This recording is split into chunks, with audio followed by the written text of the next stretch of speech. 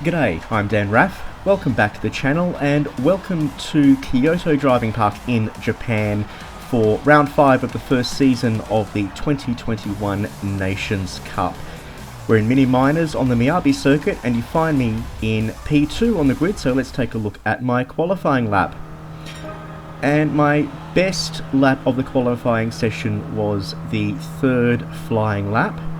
Managed to get 4 laps in total, but the third was my best. Now this race will be done in one stint, tyre wear and fuel not an issue at all. Honestly, I don't have a lot to say about this race. I don't know how it is an FIA race. It would, I think, suit better Daily Race A. It really has that feeling about it. It's silly. This is a silly race and it gets sillier from here on in. So, as we come up to the line at the end of my third lap, we take P2. And that's where you find me, and that's where I stay. Well, until the race starts, that is. So as we take a look down the grid, we've got pretty much everyone in this lobby. Car go fast now with a username, considering the cars we're in, which is dripping with irony. Fastbus, we've seen quite a lot from this season so far. Wox Motorsport I've seen also before.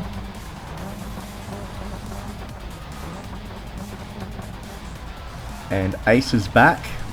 Saw him last time and at Suzuka.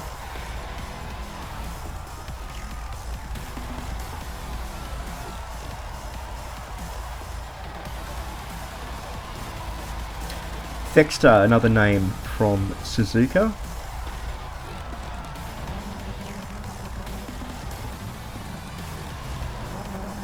And there's Jimmy. And I wonder if I'll win a drag race with him this race. Probably not.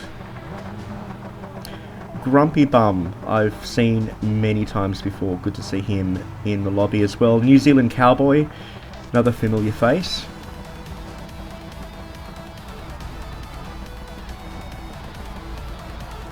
And Contagious also. So, lots of familiar names as we get ready for the start of this race, and it's a grid start, which are always, well, I was going to say fun, but that would be disingenuous.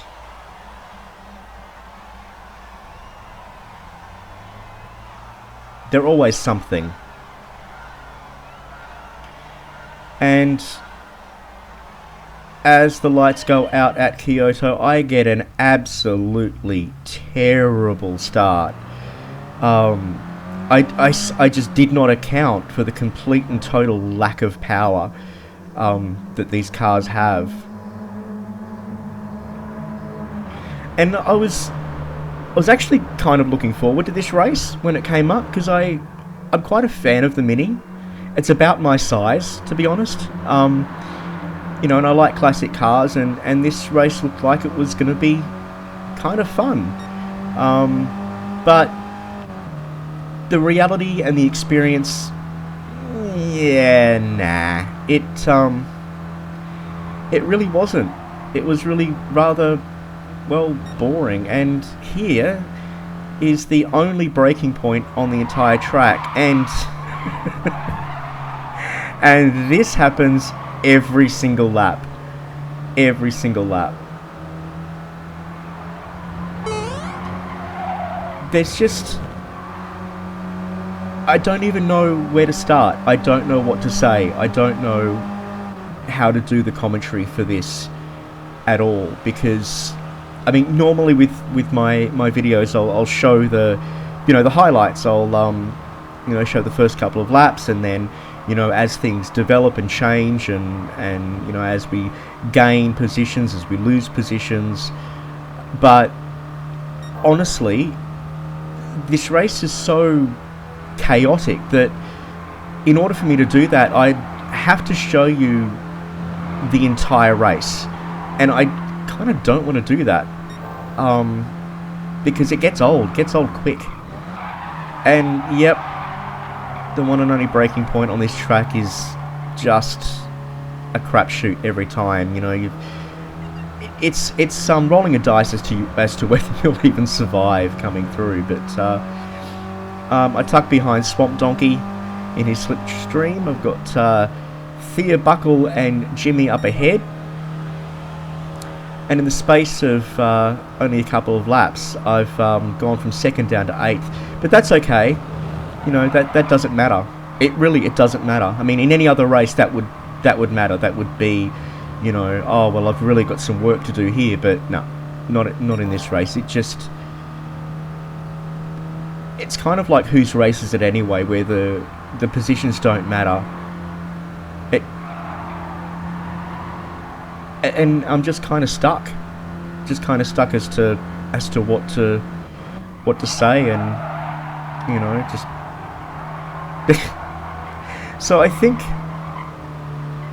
what I'm going to do instead is I'm going to just sit back, and I am going to let the next few laps just play, and you can just watch. And will give this race the dignity and the respect that it deserves.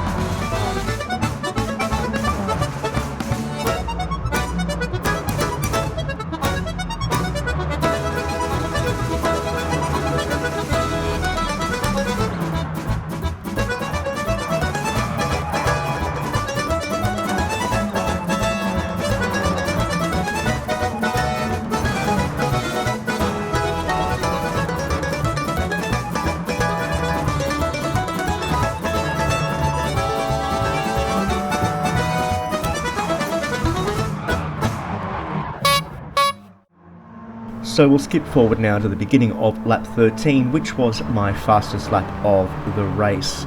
And we'll move into cockpit view, which is remarkably similar to the default view that I use, which is otherwise known as bumper cam. But it's not bumper cam, it's looking out the front window cam.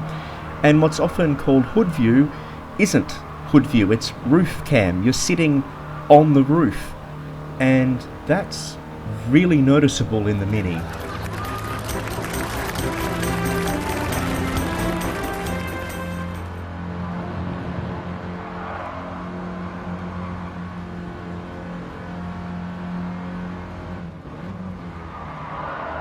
And so as I round the only real turn that requires any braking in this circuit, a few go wide, I scrape through into P6. Not that it matters.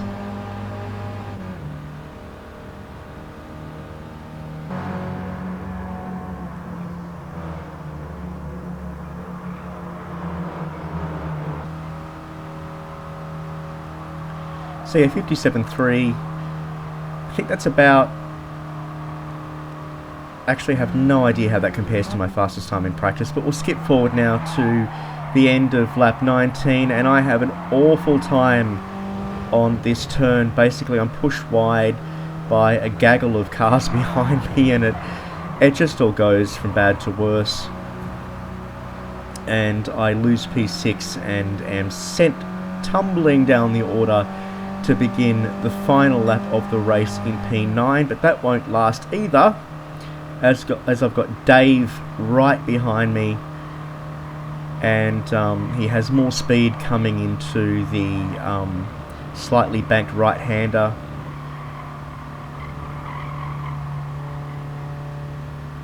And we're side by side coming up the back end of the track, but he gets past, puts me down into P10. And this is pretty much how we'll finish the race. I didn't bother attempting the race again. I thought, well, you know, maybe if I had a better start, you know, it would be, you know, I could, you know, get a better result. But in truth, I think this was far more entertaining. And yeah, so we will cross the line in 10th, and it's still a top 10 finish, so I'll take it.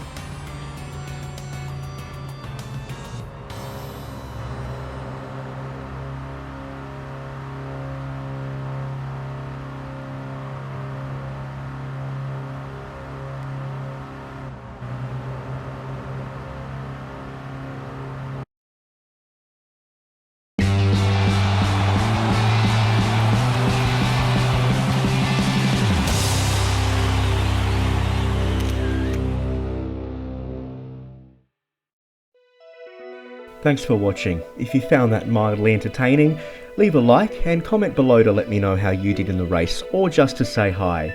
Next on the calendar, it's round 2 of the Toyota Gazoo Racing GT Cup. We are in the Toyota Yaris, and we're back at Fuji. So if you like watching me suffer, make sure to subscribe and ring the notification bell so you don't miss any of the action.